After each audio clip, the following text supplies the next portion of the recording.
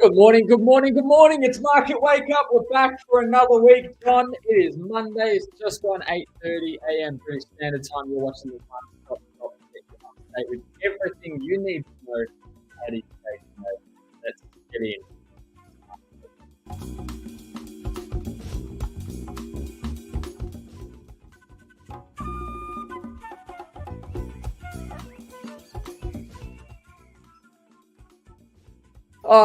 John. Happy Monday morning, and everyone chat. Happy Monday morning to you as well. I hope you're having a fantastic day. Musclay, Paul, already popping in, giving us the weather update. I hope you guys are well.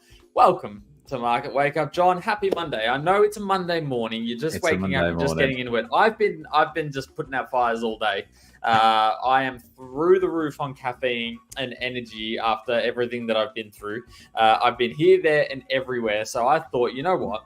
It's my last task of the day. I'm just going to throw all my energy at John and see if he can handle it on a Monday morning. So good morning to you, John. How are you?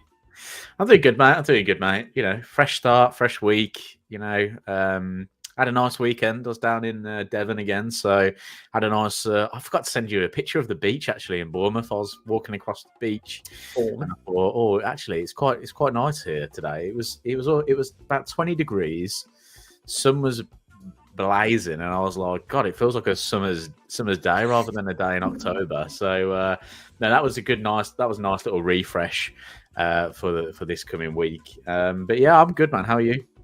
Yeah, well, same thing. Running errands. Today's been a day of getting cars, regos done and sorted out and all that fun stuff, which is you'd think would be fun. Taking a number plate off the car, one of the bolts rusted and lost its thread. So I had no idea. I was just in the baking hot sun trying to get that off. So I've had a great day. But no, I'm doing well. I'm looking forward to getting back in. I did see Chinese prime loan rates, huge stimulus they brought in, 5 basis points. Oofed. Have a look at that. 5 basis points, ladies and gentlemen. Round of applause for arguably the most useless thing I've ever seen.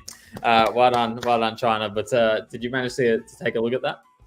I have had a little look. Obviously, the market's not really been digesting that with great enthusiasm. So I think they all feel like how you feel with that stimulus. Yeah, just not giving it the, you know, it's a Monday.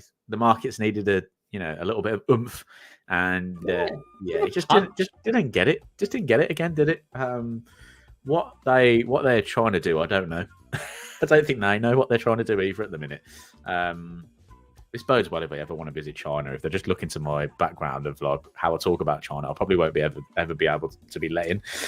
But you both. Yeah. So but you know, market's not really taking a lot of this. We have seen a little bit of sort of correlated markets doing okay, I guess. We've seen a little bit of upside to some metals and whatnot, but nothing's really kind of taking off. Copper's performed a little bit better, but yeah, it's still a little bit of a what do they call it? A damp squid? Is that damp squid? Is that the saying? I feel like I just made that saying it, but I'm pretty sure that is a saying. So. Someone referred that to me because I've never heard that saying in my life. You never heard of that saying? Squid. I'm going to Google it now. This is what Market Wake Up has become. Damn squid. Yeah. Interesting. No, but I agree. While you Google that to figure out if you're insane or whether you've actually onto something, I'm going to wait for chat to respond. I'm getting no reaction out of them so far, so I'm going to assume it's not a saying. No. Well, hang on. It says the correct saying is a damp squid.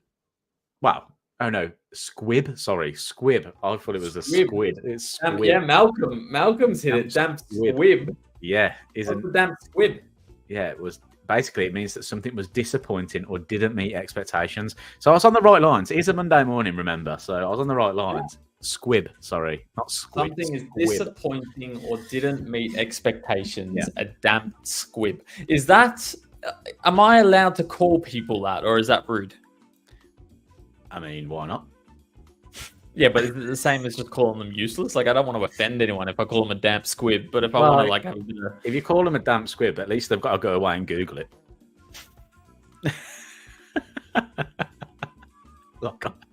I like it. I like it. Let's get into freshly squeezed because on market leftovers, there's not much to discuss. However, Israel situation. I don't know if they actually did this or not, but this morning I was listening to it. They did warn they're going to hit a lot of banking institutions in Lebanon because that's where essentially Hezbollah is getting its money from, and it's backed by a banking organization. So they said they're essentially going to rocket all those bank branches.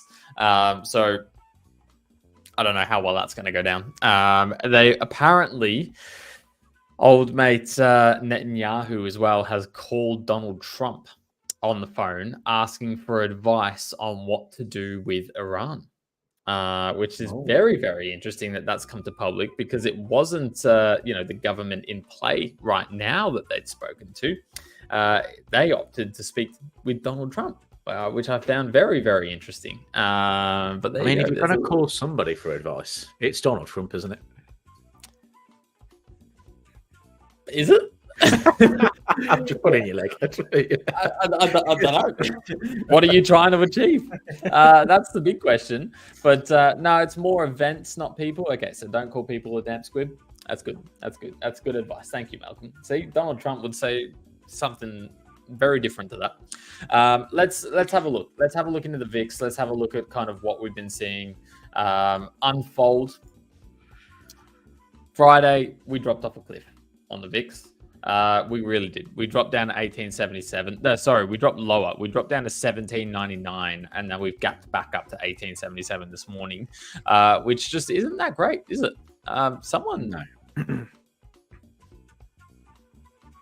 Someone's completely been playing around with my setup. Apologies. It's tripping me out. It's tripping me out. Someone's access looking to your stuff. Yeah, I know. Someone's looking into seasonals on my account. Like this is seasonal plus options checklist, right? Which just all looks like it's all FX and gold. We've converted someone in the fivers, John. We've converted someone to seasonal trading because someone's gone out and created that watch list. That's really interesting. Really interesting.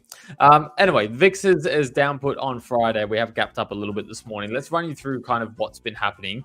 Aussie down, Euro down, Pound down, CAD down, Japanese yen down, US dollar up. There's your global picture. Marginally, but up. The XJ up 0.2%. The DAX unchanged. The Nikkei down 0.1%. The FTSE up 0.26%, up the most for the indices today. The S&P 500 also unchanged. Coffee up 1. Commodities are in the green. Coffee up 1. Gold up 0.2. Nat gas up 1.7. Silver up 0.75. Sugar up 0.4. Oil up 0.4. Commodities are where you want to be. Ratish, welcome in. I hope you're having a fantastic day. Welcome to Market Wake Up. Bitcoin down 0.5, Ethereum down 0.6. Looking at the yields, looking at the bonds, the biggest one that's moved, really interestingly, actually having a look at this, is the Aussie 10-year yield is up 1%. The Aussie 30-year yield is down 0.06%. Interesting. Very interesting indeed. Anything out there you want to pick other than US dollar strength and commodity strength? Not really. I mean, well, actually, commodity strength's an interesting one because I have my big bite today. My big bite today is going to talk about a commodity and a potential bearishness of a commodity. So that is, I'll leave that. You're going to short a commodity. I'm going to just. To be fair, so I'm thinking, you're thinking nat gas, you're thinking oil. I know you hate soybeans, so there's no way you're going out of your way to look at soybeans. You're looking for weak. What time frame are we looking for weakness? It's going to be like weekly. It's going to be like I'm looking for something over the next couple of weeks. Oh, okay, so short term, boy. Yeah, I'm going for the natural resources. I'm going for. I don't think it's going to be like a crop. I don't think you're going for a crop. I think you're going for a natural resource. I think it's going to be nat gas or oil. No. Maybe copper. Okay. I'll reveal all shortly. Okay. I won't give it away right now. I'll let everyone else guess what that could be. It's a commodity. So yeah, have a little think about that one. Think about what I usually trade, right? Think about how I usually trade. Think about that will help you with the conclusion of this if you are also also don't tell me familiar. gold or silver. Like that's you can't hint at a commodity and then do a precious metal. Like it is a metal, right? Okay, it's a metal. Petroleum, palladium. Very close, very close. Platinum. Yeah, it's platinum. Oh, I like it.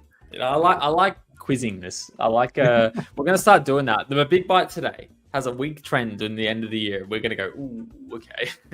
What is it? But yeah, in terms of market leftovers and freshly squeezed today, it's not a very sexy day to be involved.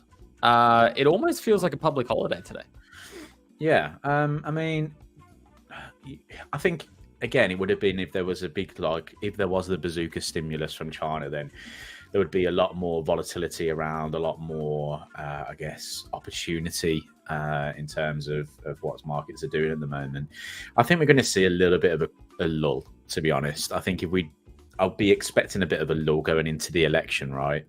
If we don't get that lull, then I'd be quite surprised by that. What is going to change that, I think, is geopolitical stuff going on. If there's any kind of escalations, any kind of big moments within the geopolitical sphere, then I think there's going to be some big changes to the market. But other than that, right now, I think the election's the only sort of biggest risk out there right now. And we're not really seeing anything kind of heating up from that. I don't know whether they're going to debate again. There has been talks about that, but I don't know whether we are going to see another debate. I'm not 100% sure on what's going on there. So we'll have to wait and see if there's any kind of opportunities surrounding any kind of debates. But again, trading around debates would be very difficult.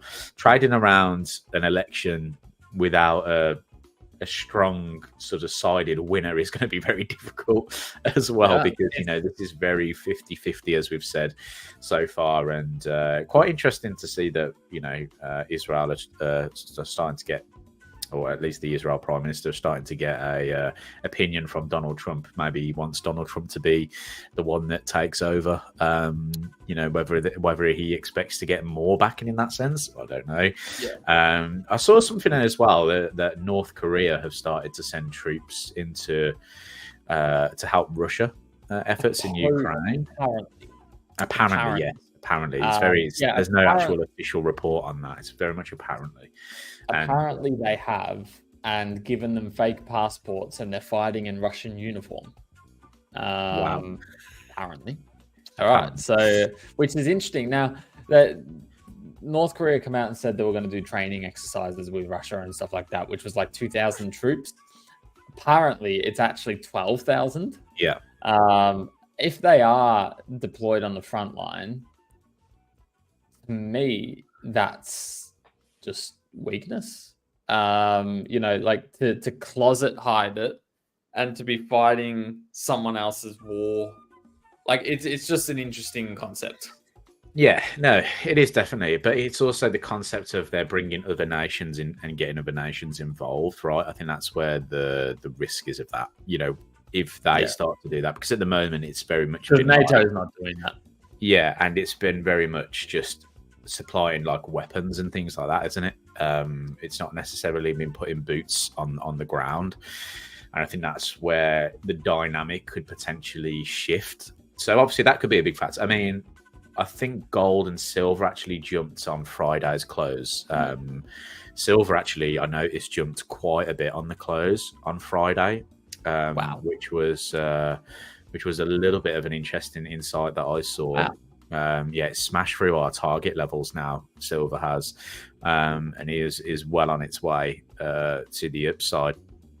So, yeah, silver starting to pick up a little bit, and gold starting to pick up a little bit. Again, is that coming down to our people starting to look at where the kind of global risk? I mean, I think the picture with gold at the moment is very interesting. Gold, obviously, very bullish. It's all-time highs. It's been one of the best performing, markets out there this year by far. And what do you usually associate gold with? You usually associate it with hedge of risk, right? Now, although risk markets have been performing fairly well, I just find it fascinating that gold is having the performance it has. I think gold is basically the big hedge to everything at the moment, and everyone's just getting involved and trying to have a piece of the pie just in case it all goes to rubbish. Yeah, I'm just processing who's buying. You know what I mean? And now gold looks gradual. That people buying in. Silver, that's a flick of the switch moment. That's not a gradual. That's someone gone, right, we're longing silver. Yeah. And I'm trying to figure out what that is. Now, luckily, we've got the fantastic analysts over at Reuters to tell us that global sentiment is the reason why silver's going higher. So big round of applause for them to point out the fact there's a couple of wars. I mean, come on. Like a candle like that isn't gorged by global sentiment. This goes back to the Japanese yen, the Bank of Japan trade unravel, the carry trade unravel. This is giving me that kind of vibe. Right, analysts are going out there printing something's happened, which is just like ridiculous. We've had geopolitical problems for the last 2 months. It's not going to cause one rally like this in one day. What percent did we actually draw in on Friday? It's in and around 6.5%. Yeah, it's a big move. Geopolitical events haven't just popped up. In fact, Friday, nothing changed. They've been there for a little while. So the fact that you could say that that's the reason this has gone higher, I think, is silly. Someone's pulled the trigger, and I'm interested to know why. Now, what did we see in stock markets? So the S&P, there's my advice from last week. The S&P 500 didn't really do much on Friday. The FTSE, okay, bit of volatility, but not much going on. The Nikkei actually hitting exactly where I was looking for it to start coming back down. It looks like that's actually happening. The DAX heading high. See, I've just never seen precious metal commodities and indices travel so in sync. I don't understand. Yeah, that's the thing, and that's why it's very difficult to understand the sentiment within the market right now, isn't it? You've got this, you've got these two assets that don't typically follow each other all that closely, but are now following each other very closely. So, yeah, very difficult conditions to try and play if you are, if you very much your trading benefits from sort of being risk on, risk off, right? Because it's like, what is the risk? Where do you place yourself in that situation? What side do you place yourself? Is it almost like, well, the S&P 500 is making all-time highs. Do you want to be a part of it though? Personally, I don't want to be a part of that, but we've got that sign on there saying just buy, idiot, because it depends how you're looking at it. I think, watch it out. Trying to trade it on like a daily basis or a weekly basis, like how I trade, then I don't want to be involved with it. I think if you're looking to hold it for 10, 20 years, then there's a reason to be involved with it because of the performance that it's had over history, right? It's a different type of level of investment, isn't it? This haunts me today because it was actually today. If you remember, I think it might have been late August. Actually, it might have been July. I let everyone know that I was selling my S&P 500 positions, my NASDAQ positions, longer term stuff. I was like, look, I want to be more invested in global ETFs, just walking into the election year and things like that. Like, I want to shift. I just don't like the risk to reward situation going on there. I did that. It looked like a fantastic decision for a near short term, and I was really proud of myself. And my partner said today, "Hey, how's that portfolio looking after that?" And I was just like, "Good." It was a good decision.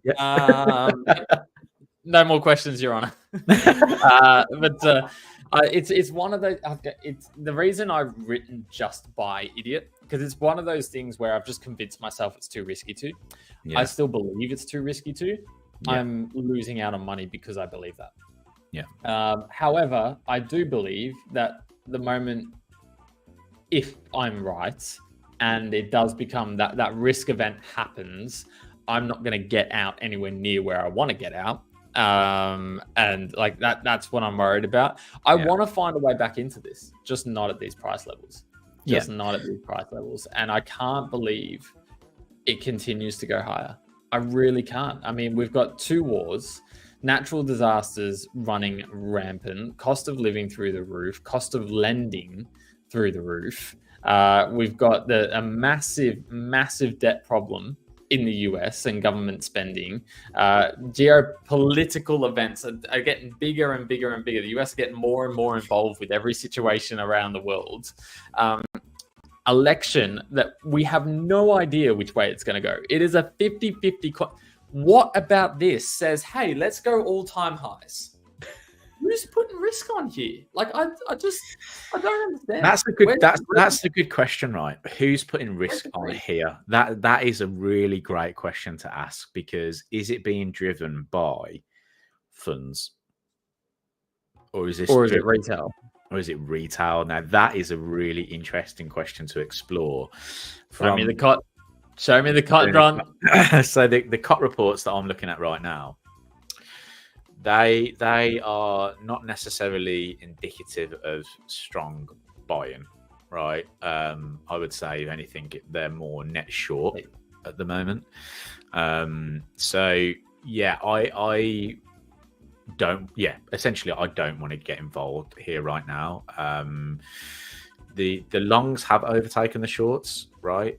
Which is not unusual. But the last time that did happen was on April the 22nd of this year, and that was a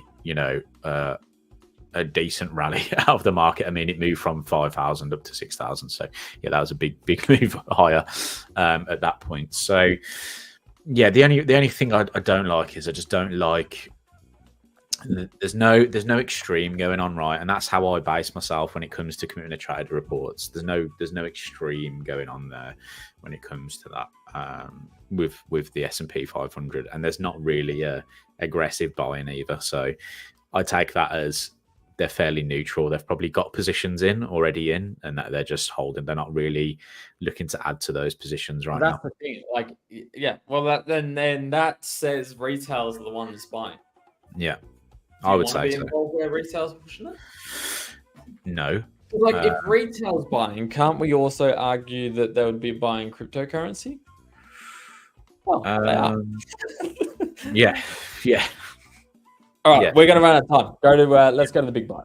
Let's go to the big bite. Yeah, sorry. Let me go to the big bite. Let's go. We just literally went on there. Monday rant. It's a Monday rant. It's what Market Wake Up's all about. We're here to talk market. We're here to get clear understanding on what we're thinking and where we position ourselves. And this is just a raw trader talk right here. Yeah, it is, right. So let's get into something. So I'm going to go through my method of how I get involved with different markets, right? And the reason why I wanted to kind of go through this is because last week I kind of touched upon the idea that we should maybe focus a little bit on how we actually get involved with these moves, right? We talk a lot about them. Now, we have a bearish commitment of trader report signal here for platinum, okay? And that is derived by the buying and selling that's going on from commercials and non-commercials. The way I like to look at commitment of trader report signals is I like to see hedge funds getting to extreme levels, and I also like the commercials to get to extremes as well, because I think that's where the opportunity arises when it comes to trading with the COT reports. And we have one. So what I'm looking at on the sort of COT reports is the fact that the commercials, right? So the producers, essentially, they are selling very aggressively at levels that we haven't seen since May. Okay, now this is what happened in May. This little section here where the market fell, arguably fell down towards the 905 area, but the initial sort of move down was quite a decent size from high to low. From when we had the signal, it was around about sort of 1072 down towards that 945 area. So that would be something that I would try and capitalize on in these type of moves, right? Now, the thing is though, right, there's not a technical setup yet. Okay, so the way I look at them is you get your COT signal, and that's my why, right? Why do I want to be involved with a potential move? Is because of the commitment of trader reports. They're showing me a potential reversal happening, right?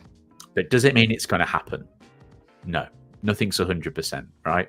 So I like to then build in my conditions, right, to be able to trade this. Now, if we look at the conditions here previously, had a very aggressive move lower for one.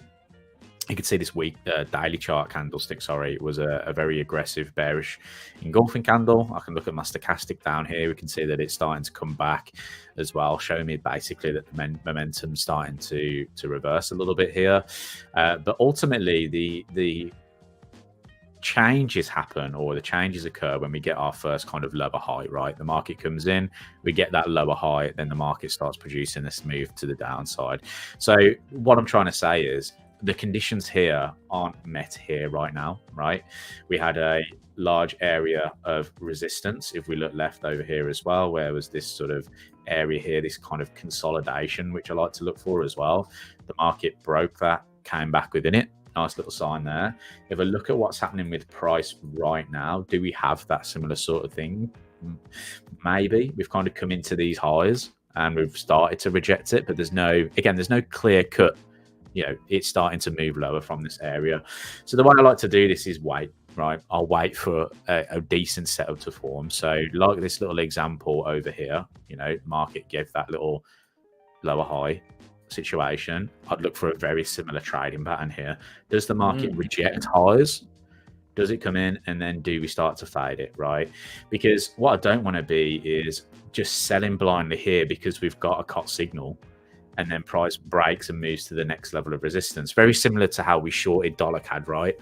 There were lots of levels in the resistance on the way up, but we talked a lot about the 139 was probably the level where something was going to action because it was the highs of that significant range. So commitment to trader reports, awful at timing things, but that's why we have the beauty of using our technicals to meet the conditions, right? So platinum's on the radar for me. It's been alerted to me from the cut signals. Now I need to wait for a condition to set up before we get involved. I did look as well at our seasonals and I had a little look at how the market is kind of looking in terms of seasonals. So over a 10-year period, which is usually when the pattern has performed its best in the most recent history, October is usually a bullish period for platinum futures. If we look at the overlay of 2024, it's not been closely matched by what's going on from a seasonal period. So, take that with a pinch of salt. But typically at the start of November, there can be a little bit of a bearish period as well. There can be a short-term top at the end of October. So again, just thinking about timing. If price does start to break a little bit higher, where are those kind of areas of resistance now? You're looking at sort of the 1,050 area and things like that. So yeah, I like the idea of being short platinum. Am I going to go sell it tomorrow? No, I think we've got to wait for some conditions to be met here first. Yeah, I like it. I like it, apart from two things. Okay. Now, the first one's not really a challenge. It's actually just another way to capitalize on this. South Africa Rand. Yeah. They produce 70 to 80% of the world's. I keep going to say palladium, but it's platinum we're talking about. 70 to 80%. The second largest producer is Russia. Yeah. Anyone buying Russian palladium at the moment? I don't know. But one of the largest companies that produces platinum in South Africa is a Russian company. So it's really interesting, right? So there's a bit of a cohort there. South Africa part of BRICS? I don't know, I think they might be. They might be. Am I an idiot for suggesting that? Maybe.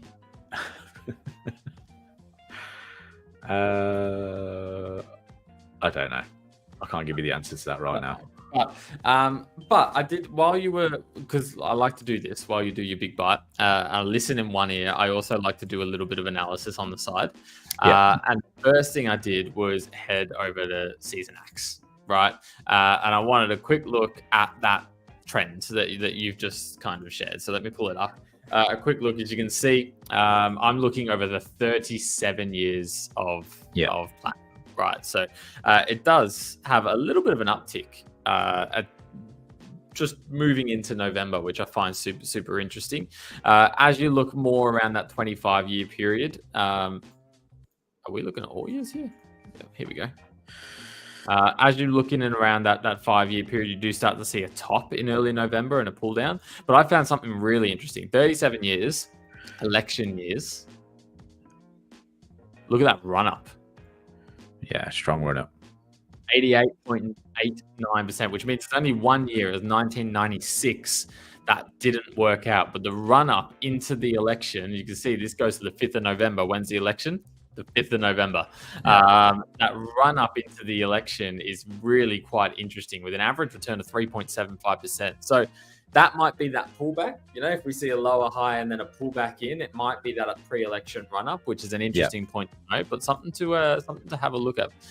Yes, it is the S that I thought it was. I thought it was in bricks. So there you go. They are all in cohort there anyway, which is an investment to look out for as well. Those BRICS nations, by the way, I'm heavily exposed to ETFs for those BRICS nations because I think for future it's going to be interesting. But long story short, I like it. I like the play. The only thing I'd be worried about is that pre-market run up in election years. Yeah, and that's why I say COP's awful at timing. So, for me, it's a alert, right? It's an alert to say, okay, this is on your watch list now. Now it's about your conditions. Do the conditions get met for you in order for this position to even make sense, right? And they're not there yet, but it's just one to just keep in the background. I like it. Guys, we've run out of time, as we always do. We need to either make these longer or be more concise. I don't know which one yet, because I really enjoy the conversations we have. Guys, if you did enjoy it, it was your first time here, consider hitting that subscribe button, give us a like, share a comment, or even share it with a friend, as we want to continue to grow this show so we're able to just talk macro every single day with you guys and hopefully enlighten some of your trade ideas or answer some of your questions. So, John, we'll be back same time tomorrow, 8:30 a.m. British Standard Time. Everyone else, go enjoy your trading day. Trade safe, be risk-free, within reason. And we'll see you tomorrow. Cheers, guys.